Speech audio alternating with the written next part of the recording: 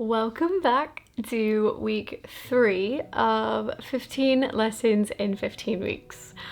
I hope you're enjoying this as much as I am, and if not, welcome back anyway. This week's lesson is a little bit of a maybe hard one to comprehend at first, but I really hope that I can explain myself and I hope I can challenge you to think about it in a very deep way. So the lesson this week is love doesn't need to be earned. It's not conditional, but it's a gift meant to be given. At 17 years old, my mom, my dad, my sister JC, and I boarded a plane as a family of 4. And on this trip, we were going to be returning not as a family of 4, but as a family of 5. You see, 3.5, 4 years before this point, we had started the adoption process, and we have been dreaming about this day for all of that time. We had been putting in countless hours of prayers, of talking about this day, and my parents put countless of hours of paperwork in. And finally, we were boarding a plane to go and finally meet this little girl face to face. I had already learned to love her even through the 8 photos that we had of her. We literally only had about 8 photos and we loved her so much already. She was gonna be my baby sister and we were going to go and finally meet her face to face. And truly, I had never experienced a love like this before. I obviously loved my parents, I loved my sister JC, but I don't remember learning to love them the way that I had chosen and learned to love this precious sister of mine. And it was such a beautiful lesson that I got to learn. You see, love is obviously a big word, and so much so that in the Greek language, there's like 7 or 8 different ways that they describe love, and all of the different entities that, we can use the word love to describe. And although this lesson, love is not earned and it's not conditional and it's a gift meant to be given, maybe you're thinking, well, I talk about loving this and loving that, and you could probably argue with me on this lesson in various ways, but I want to kind of challenge us of how we choose to love people, not necessarily to love things. I'm not here to be the grammar police of how you choose to use the word love, but I want to look at how we love people. Love doesn't need to be earned. It's not conditional. It's a gift that's meant to be given. This particular year of meeting Mia, my new beautiful baby sister, it really truly was a lesson that I will never forget. This love was something that I was choosing to give to her. She had done nothing for me. I had no idea what the future was, held and what she was going to do, but I just knew that I was going to love her unconditionally, and she did nothing to earn it.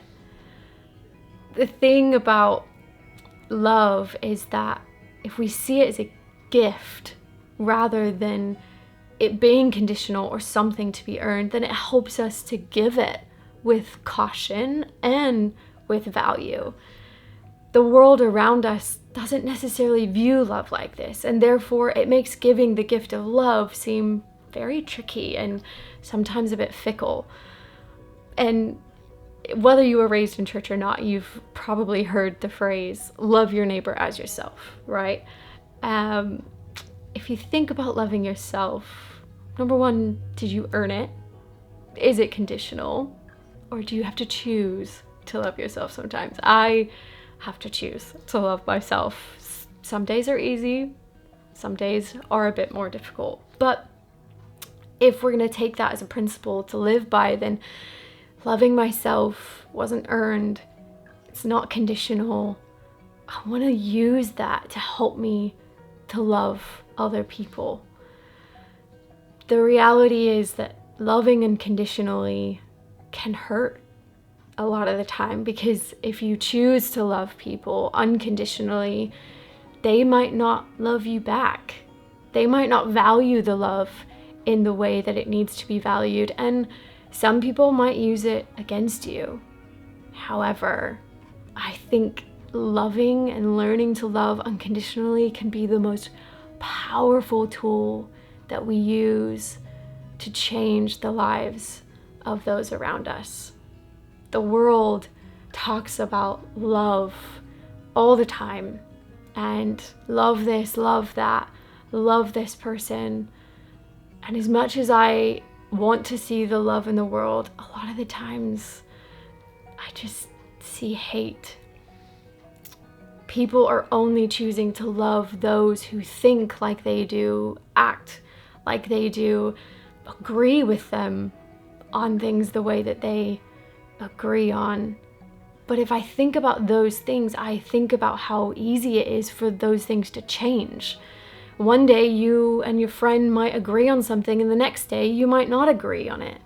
Does that mean you have to stop loving them? I think unconditional love can actually show somebody that you see them, you hear them, and you value them, whether you agree on something or not, and even whether they love you back or not. This lesson may seem a little bit more preachy than the other ones, and I'm really sorry about that, but I'm truly invested in this because I want to be better at this myself so that I can change those that I do life with and those that I'm meeting on a daily basis. So my question to you today as I wrap up is, who are you choosing to love? Do you need to maybe reevaluate the way that you love people and the way you choose to love people? If so, I hope this encourages you to love those around you deeper, in a new way, on a deeper level. And I hope that maybe it challenges you to love those who you've chosen not to love. It's maybe difficult to love somebody who may not ever love you back, but that is something Jesus does every single day. And if he can choose to love me where I might not love him back, if he can choose to love a world that might not love him back, I want to follow in his footsteps and in his example and do the same. So I know this one has been longer, but I truly believe that if we learn to love unconditionally, learn to give love as a gift, then we can really see the relationships that we invest in change, and we can see those people change for the better and ourselves change for the better. So I'm gonna stop there. Next week, I'm revealing another lesson from 18-year-old Paige, and I hope you join me because this is fun. Even if it's just fun for me, I hope it's fun for you, but I'm having a good time. So, see you then.